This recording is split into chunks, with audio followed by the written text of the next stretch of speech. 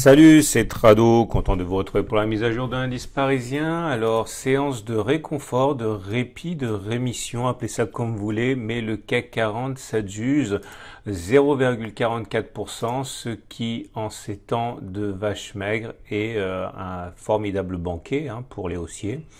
Le plus important n'est pas là, le plus important c'est que les nouvelles ont été elles ont été relativement bonnes en ce sens qu'on a appris que la banque centrale japonaise avait procédé à des rachats de titres, des achats de titres sur les marchés pour un montant de 100 milliards de yens en ETF notamment. Et puis, un grand coup de pouce est attendu des banques centrales en général. Le problème, c'est que les banques centrales, ce qu'elles font généralement, c'est qu'elles baissent les taux pour relancer l'activité économique. Mais le problème actuel n'est pas dû à un manque de demande, c'est un choc d'offres, comme on dit. Le problème, il vient pas du fait qu'on ne consomme et qu'on n'investit pas assez. Le problème, c'est qu'on ne produit pas assez. Ça s'appelle un choc d'offres. Et les baisses de taux d'intérêt sont assez limitées en termes d'efficacité. Et puis surtout, c'est un fusil à deux coups pour la plupart des pays. On est très proche de zéro déjà, on est plus dans la chevrotine, dans le deux coups que dans la mitrailleuse de Rambo en termes de munitions. Et après, c'est la porte ouverte si on rentre dans cette direction aux mesures non conventionnelles, type quantitative easing. On comprend que les banques centrales ne soient pas trop pressées d'agir dans ce sens. En tout cas, c'est la hausse et surtout c'est la hausse aux États-Unis puisque les marchés américains ont pris 5%. Alors, vous voyez qu'une fois de plus, le support des 5309, 5300 a tenu. Il a été attaqué sérieusement aujourd'hui. On est même allé plus bas que sur la séance de vendredi, mais on a bien rebondi. C'est assez encourageant. Le problème, j'ai envie de dire, c'est qu'on est venu se heurter à la résistance journalière des 5392, 5430. Qui n'a pas été passé. Bon, avec la clôture de 5% du Dow Jones, il y a de fortes chances pour qu'on gappe tout ça et que ça passe au-dessus. Vous remarquerez que le gap des 5380, 5420 a été comblé également, ce qui valide l'hypothèse qu'on s'est faite du gap d'essoufflement. C'était une des raisons pour lesquelles on pouvait trader éventuellement, qu'on peut trader à la hausse maintenant pour ceux qui le désirent. Je vous rappelle que le gap d'essoufflement milite pour une fin de tendance. Alors maintenant, une fin de tendance, ça ne veut pas dire nécessairement la hausse telle qu'on l'a connue. Ça peut vouloir dire aussi une latéralisation pendant un moment. Mais en tout cas, ça voudrait dire surtout que on a une pause dans le mouvement de baisse, statistiquement. Ok. Alors, si vous voulez trader tout ça, eh bien en particulier si vous voulez trader à la hausse, en partant du principe que le gap des 5380, 5421 est un gap d'essoufflement, eh bien on peut acheter, mais encore une fois le problème c'est qu'on risque d'ouvrir assez haut dès demain avec pour la troisième fois la belle clôture américaine. Donc idéalement il faudrait attendre un petit peu que ça redescende pour investir et spéculer à la hausse. L'idée c'est que vous savez qu'il est toujours délicat de parier sur une cassure de résistance. Donc on a la résistance ici des 5613, 5634 qui peut poser problème, la résistance des 5697, des 5788, bref, autant de terminus possibles pour la hausse. L'idée, c'est que si vous visez par exemple la résistance journalière des 5613, on est à plus 2,81, donc voilà, si vous mettez un stop sur les précédents plus bas, on est à moins 5%, ça passe déjà pas. Donc pour que ça vaille la peine, soit il faut attendre que l'on attende que ça consolide sérieusement et qu'on achète en visant les plus hauts, soit vous avez un objectif qui est super ambitieux. Alors l'objectif super ambitieux, soyons clairs, si vous achetez, mettons sur les niveaux actuels, mais il faudra adapter sur l'ouverture de demain, si vous achetez actuellement avec un stop à moins 5%, ce qui est tout à fait envisageable, faut simplement adapter la taille de la position. Pour que ça soit rentable, il faut au moins viser le retour sur la résistance journalière des 5798, 5806. Encore une fois, ne courez jamais après le marché, c'est trop dangereux. Soit vous avez un point d'entrée et vous le prenez parce que le ratio gain-risque est bon, mais si vous courez après le marché, vous allez vous prendre les dents dans la porte, les pieds dans le tapis. Donc le problème il est là. Maintenant, on se retrouve à nouveau dans une situation où le seul trade long qui vaille, j'ai envie de dire, c'est celui qui parierait sur le retour sur les plus hauts. Ok, donc ça veut dire, en imaginant que l'on ouvre, alors je prends un autre exemple, imaginons que l'on ouvre sur les 5554, allez au hasard, Si vous avez un stop en dessous des précédents plus bas à 8,5%, faut viser, ouais, fallait viser un retour sur les précédents plus hauts. Donc voilà, c'est pour moi la seule façon pour les swing traders en daily de prendre un swing aussi à présent, hein. Maintenant, il y a une autre solution, c'est de prendre un swing baissier. Alors là, ça va être l'inverse, hein. Faut attendre que ça rebondisse. Par exemple, essayer de cueillir le CAC 40 sur la résistance journalière des 5613, viser un retour sur les plus bas, moins 7%, pour mettre un stop au plus à moins 7%, par exemple au-dessus du gap, là ça ferait 7,11%, ça fait un ratio de 1 pour 1. Mais voilà, il y a le risque aussi que maintenant tous les vendeurs se précipitent pour racheter leur position vendeuse et vous savez pas. Donc, comme d'habitude, et c'est mon leitmotiv, je ne sais absolument pas ce qui va se passer. Ce que je sais, c'est que dans une période d'incertitude plus que jamais, il faut des ratios gain-risque qui jouent en votre faveur. Sinon, c'est pas possible. Alors, moi, je suis haussier, vous le savez, depuis vendredi. Je reviendrai sur ça un peu plus tard. Mais voilà, j'ai eu la chance de rentrer à un moment où le ratio gain-risque était excellent. C'est pour ça que j'ai pris ce trade. Maintenant, je sais même pas si je pourrais, sur cette unité de temps journalière, je sais même pas si je pourrais encore rentrer, hein. Regardez les éléments purement.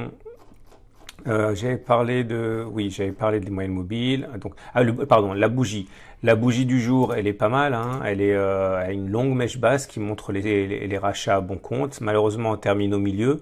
Ça veut dire plutôt dans le tier note, mais ça fait écho à la bougie de vendredi qui était un doji avec signal d'indécision. Je vous rappelle que tous mes setups, hein, ceux que j'utilise, je parle que des setups les plus connus dans cette vidéo, mais il y en a plein que j'utilise à titre personnel, mais j'en parle pas parce que c'est trop compliqué. Ils sont dans ma formation intégrale, hein. Donc ça, je vais enlever parce qu'on n'a plus besoin. L'histoire du gap puisqu'il a été rebouché. Donc maintenant, regardons les éléments purement techniques. La moyenne mobile à 20 jours, la moyenne mobile à 50 jours. Je ne peux pas résister à l'envie de vous remontrer à quel point ça a bien fonctionné cette histoire quand même, hein, puisque vous voyez, on avait un signal baissier fort donné par le croisement fort baissier M7 et 20. On peut vraiment pas dire que ça n'avait pas fonctionné. On a eu un autre signal donné par le non-croisement M20, M50, non-croisement baissier, ça a super bien fonctionné. Et puis on a également eu notre signal donné par le super trend, j'en parlerai jamais assez. Vous savez, je vous ai déjà dit, lorsqu'on casse le super trend, il est rare que l'on n'aille pas plus bas que sur la bougie de cassure. Voilà, si vous étiez rentré là, ben, vous avez gagné pas mal de points. Et puis vous avez également les bandes de Bollinger. Alors ça, je suis très content de vous en avoir parlé. Je sais que vous êtes beaucoup à avoir découvert ce setup Tradobull et je suis vraiment très content de vous l'avoir proposé. Alors c'est la raison pour laquelle moi je suis rentré long vendredi, hein. Je vous rappelle que on avait un setup Tradobull ici. Regardez la vidéo de vendredi parce que je vais aller plus vite aujourd'hui que je ne suis allé vendredi. T1, T2, T3, T4, T5, T6 d'ailleurs aujourd'hui, hein. T6 avec un setup Tradobull sur la bougie de vendredi, c'est-à-dire une bougie entière sans contact avec la Bollinger inférieure. J'ai acheté avec un stop large parce que j'ai dit qu'il n'était pas rare d'avoir une dernière poussée baissière. Voilà ce qui s'est passé aujourd'hui. Et là maintenant l'objectif premier pour moi est d'aller chercher la M7. Et le deuxième objectif, si on y va, c'est d'aller chercher la M20. Au passage, si on va chercher la M20, on aura cassé le super trend à la hausse, ce qui est encore, c'est encore autre chose. Bon, on verra comment ça se passe. Mais là, bon, il est clair que vu la progression, je remonte mon stop, hein, je remonte mon stop en dessous des précédents plus bas. N'oubliez pas que si on réintègre les bandes de Bollinger, l'objectif c'est la M7. Hein. Vous pouvez également jouer à une continuation de la baisse, hein. On a 1, 2, 3. Je rappelle que quand on clôture en dessous de la bande de Bollinger avec la Bollinger inférieure qui monte, hein, qui descend, pardon, je vais mettre ma flèche, voilà, Bollinger inférieur qui descend, Bollinger supérieur qui monte avec une clôture en dessous, on a plus d'une chance sur deux de faire une nouvelle clôture en dessous de la Bollinger inférieure.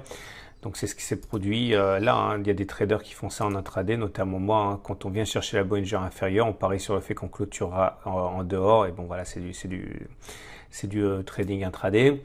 Et ça nous amène aux indicateurs techniques qui n'apportent pas grand-chose, pour ne rien dire de neuf, hein, puisque CCI est toujours en survente, MACD 0 sous son signal, stochastique sous son signal, MACD sous son signal, momentum négatif, RSI négatif. Mais encore une fois, tout pourrait changer avec la clôture à plus 5% du Dow Jones cette nuit, hein. On regardera ça de près. Et pour terminer, l'Ichimoku. Alors l'Ichimoku, on le sait, on l'a dit, on va quand même le redire, la tendance elle est super baissière.